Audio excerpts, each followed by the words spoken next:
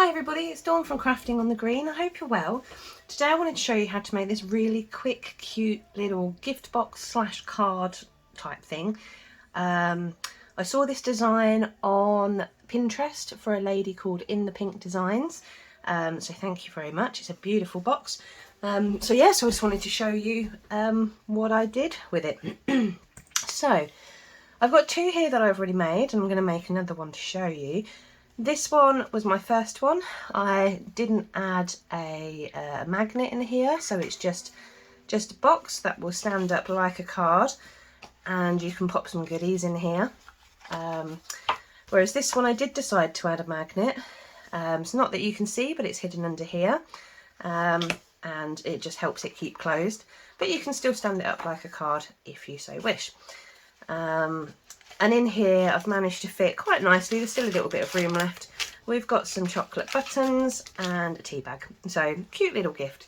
But you could also use it to put in notebooks, compact mirrors, bit of makeup, you know, anything really. And I think they're perfect for any occasion as well. I think for Halloween they'd be fantastic, Christmas, birthdays, absolutely anything. So let me show you how I made it. So this one I'm going to do in crumb cake. I haven't used crumb cake for a while, and it is one of my favourites. So I'm going to try and use this. So first of all, I am going to cut the card. This is a 12 by 12 sheet of card, obviously. So I'm going to cut it to 10 5/8 of an inch. And I'm going to cut this by 8.5 inches. There we go, so that's 10 5/8 by 8.5. Then I want to do some scoring. So I'm going to put the long side at the top first, and I'm going to score at 3/4 of an inch.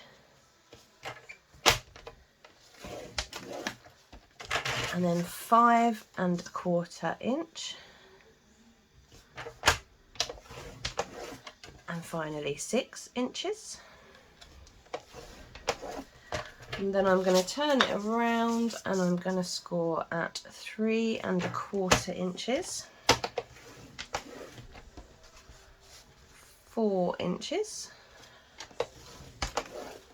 7.25 inches,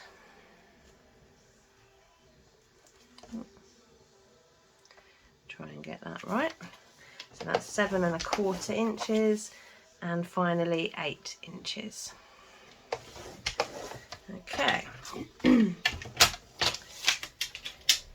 we shall pop that aside. So now we've got our scored piece of card. If any of them don't immediately jump out at you, you can feel free to just bend slightly across the creases to help you figure out where to cut. So what I'm going to do, I'm going to start at this bottom edge and I'm going to work my way around. So first of all, I'm going to cut down this score mark here up to this score line, and I'm going to cut all the way across so we can cut this square out completely.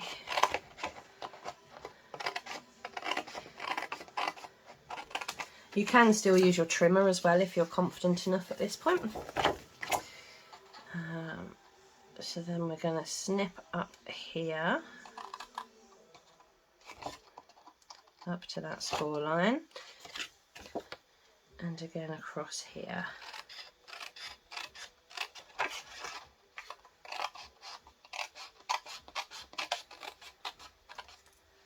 I'm going to snip all the way up to that second score line there, and we're going to wedge this off because this is going to be one of our tabs that we use to stick down. So get rid of those bits. So this is where we're at so far. Now we don't want to cut this bit off here, but we do want to remove the top sections. So again, I'm just going to cut straight along up to the second score mark, but we're not chopping that bit off because again we're going to turn that into a tab. So cut like that, and then like that, and then I'm going to cut off at an angle at the top there. Okay, so that's where we're at so far. Excuse me. So next I'm going to do this side. So we want to start by doing another tab here, and again cutting off at a slight angle there.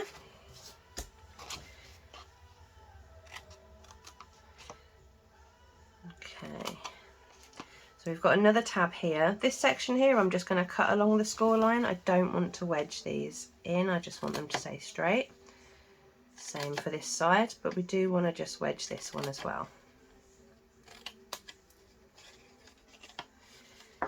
So I'm going to pop that there for a minute, just in case you're trying to follow along, so that you can see where I'm at. So if you need to pause the screen, so you need a tab here that we're going to glue, 4 tabs in the middle that we're going to glue, and then these sections of the sides, top and bottom, and then the lid. Okay. So now I'm just going to burnish across all of the score lines to make sure they're nice and crisp. So I've got my bone folder.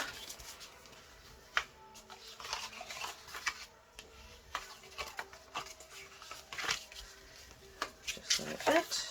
Nope.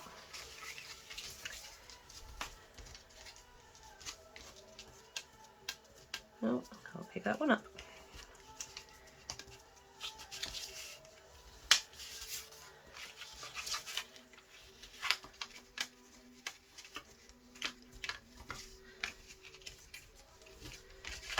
Okay, I think I've got one more. There we go. So now we have got everything scored. So I'm going to bring in my glue. And the first bit I'm going to glue is this tab here. I'm going to fold it over, add just a smidge of glue. If you think you've got too much glue on there, take some of it off, because we don't want it to splodge out, because otherwise it will stick where we don't want it to stick. So now I'm just going to fold over here, and that should line up, hopefully, perfectly with the end. And we'll give that a push down, and then you see we've got almost got our box all ready. So I'm not gluing this end here, but I'm just going to tuck those in a second. We're going to glue this side. So I'm going to pop a spot of glue, just a spot, on these two, fold over one of these, pop some more glue on top, try and make sure it's straight, and then fold over the other side. And then I'm just going to upend it, bring back in my bone folder, and just give it a prod from the inside out, just to help make sure it's stuck. Okay.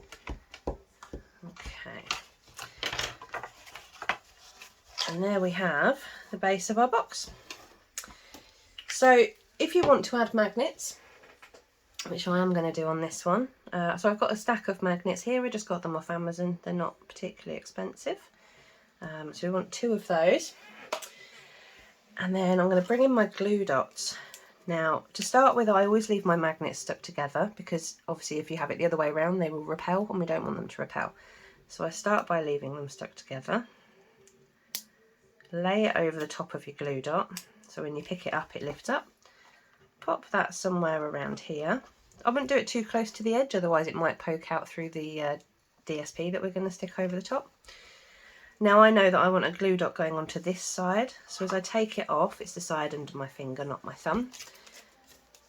And again, I'm just going to lay that onto a glue dot, pick it up, and then for me the easiest way is if you pop the magnet back down again, when we fold this over, we know that that's going to be in exactly the right place every time now. So we open that up, and it's stuck. So we've got our glue dot. Our magnet even. Sorry, I still have COVID brain. I don't have COVID anymore, but I'm still feeling a bit wiped out from it. So I've cut here some pieces of DSP. That must be that size one. Excuse me. So I've got 2 pieces that are cut at 4 3/8 by 3 inches. And then 1 piece that's 4 1/4 by 3 inches. So the 4 1/4 piece will go onto the inside, okay, and then the 2 larger pieces go onto the flap flap of the card. So you can obviously play with other sides as well if you want to, if you prefer a different side to it. I'm just going to stick with this one for the time being. So make sure it's the way up that you want it to go, and then just stick that down. Now don't push too hard because there's nothing in the box to support it. So if you do need to push hard, put your hand in as far as you can. Okay, so now we've got that bit. And then we've got our other pieces. Now you can decide here if you want to flip the other side and have a slightly different design for the inside cover. I'm just going to, actually, why not? Let's do that. So I'm going to have a look at the design and decide which one you would prefer to go on the front. So I'm going to use that on the front, and then I'm going to glue this one. Because with the flowers, they were all slightly different. This DSP, by the way, is called Abigail Rose, and it's from the Abigail Rose suite. It comes, this suite comes with the DSP and a cottage rose stamp set and dies. It's absolutely beautiful set. I really recommend the DSP. Okay, so now we've done that bit. When we close it, the magnet has caught, which is good. And now we're just going to glue on the top piece. Again, make sure you've got it the way up you want it to go, and pop that on the top. Once you've stuck it, if you want to give it a bit more pressure, just open it and then push it from the back. Okay, so that's everything stuck down on there. Now I've got here some bits I've cut out earlier. The rose and the leaves are from the Cottage Rose stamp set. So I've just used these ones here, but you've got all these gorgeous other flowers and some really beautiful sayings as well. So I've got this piece here of basic white, which I'm just going to stick on the front. You can obviously stamp on that first if you would like to. However, I'm leaving it blank so I can put somebody's name on it and do a little to and from kind of thing. But it's up to you if you want to stamp on it in advance. Right. So I'm just going to pop that straight into the middle. Now I've got glue there. I'm just going to use a bit of scrap card to cover up my gluey spot so I don't get glue everywhere else. So now I've done that bit. You can decide where you want your flowers to go, how you want them to go. So for the leaves, I coloured these in using the dark soft succulent blend. I've not tried to do any fancy colouring with this one. I've not used different shades. I've just gone straight for the one colour. And for the flower, I've used the dark petal pink. So again, just sticking that on. You can use dimensionals here if you want to, or add more leaves, more flowers. It's completely up to you. And then I've got here a Sahara sand ribbon. This comes in a set with Old Olive. I have to admit, this feels so beautiful. It's a really, really nice ribbon. And what I'm just going to do, using the little bow maker, is just make a little bow. I don't know if you've got one of these or not. For someone who is terrible at tying bows, I find them very useful.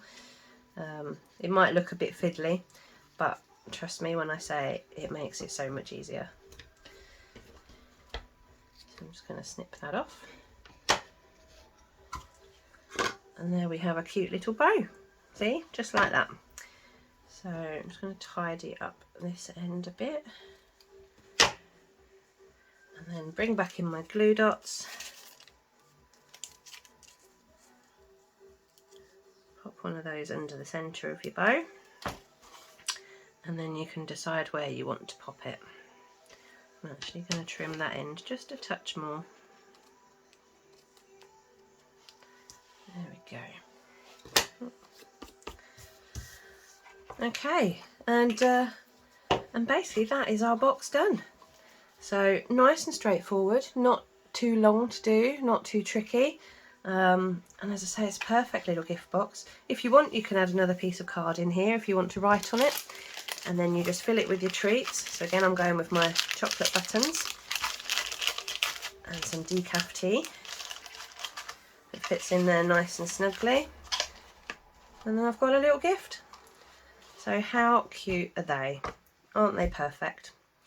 I really hope you've enjoyed watching this. As I say, I got this from In the Pink Designs. I think it was beautiful, so I had to have a play, and I wanted to share it with all of you. So yeah, I really hope you've enjoyed watching.